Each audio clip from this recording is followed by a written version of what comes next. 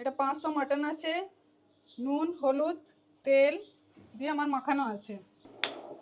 এই gas ধরালাম, 1/2 kilo মাটনে 50 গ্রামের মতন তেল দিলাম। আমি একটু কম তেল দিয়ে রান্না করতে পছন্দ করি। রসুন, আদা, পেঁয়াজ, লঙ্কা, টমেটো, এগুলো হচ্ছে মাটন রান্নার জন্য আমার রেডি করা আছে। পেঁয়াজটা দিচ্ছি ভাজতে। তেল গরম হয়ে গেছে, একটু বেশিই গরম হয়ে গেছে। 500 মাংসতে 2টো মিডিয়াম সাইজের পেঁয়াজ দিয়ে দেবে। আদা দেবো 1 চামচ, রসুন বাটা দেবো 1 চামচ। একটু বেশ লাল লাল হয়ে গেলে তারপরে আদা পেঁয়াজ রসুন বাটা আর আদার বাটাটা দেবো। এবার আদা রসুনের পেস্টটা একটু দিয়ে দেবো।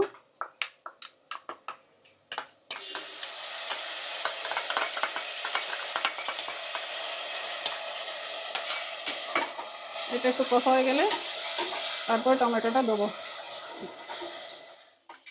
এই তেলটা ছেড়ে দিয়েছে, আমি এবার টমেটোটা দিচ্ছি। টমেটোটা কষেও এরকম তেলটা বার করে নেবো। টমেটোটা ভালো করে কষো।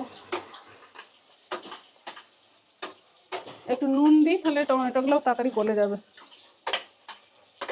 অল্প, যেহেতু আমরা মাংসতে নুন দিয়েছি যেন অল্প একটু নুন দিলাম। এই যে মশলাটা কষা হয়ে এসছে, তাতে আমি জিরা, লঙ্কা, হলুদ দিয়ে একটা পেস্টের মতন করে রেখেছি, এটা দিচ্ছি। তাতে কি জলও একটু দেওয়া হলো আর মশলাটাও দেওয়া হলো। এই কষা হচ্ছে, ভালো করে কষা হয়ে গেলে তেল বেরিয়ে গেলে আমি মাটনটা দেবো। এবারে আমি অল্প তেল দিয়ে করি বলে ওই জন্যে একটু জল দিয়ে দিয়ে কষাচ্ছি, যাতে তেলটা বেরায়। আর ভালো করে কষে নিতে হবে।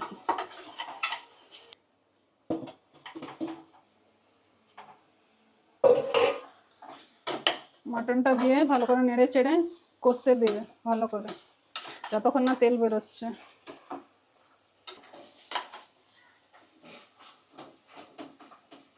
আমাদের কষা হয়ে গেছে। এর পাশে গরম জল করে রেখেছি, এই গরম জলটা ঢেলে দেবো আমি।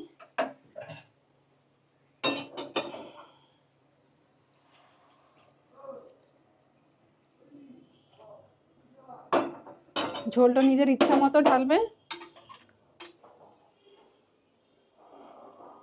প্রেসার কুকারটা লাগিয়ে দিচ্ছি আমি। প্রেসার কুকারটা লাগিয়ে দিয়েছি, 2টা সিটি হলে অফ করে দেবো আমি। মাটনটা হয়ে গেছে, নামিয়ে দিচ্ছি। এবার ঠান্ডা হলে তারপরে আমি কুকারটা খুলবো। এই যে আমাদের মাটনটা, এটা মাটন কষা সার্ভিং করেছি।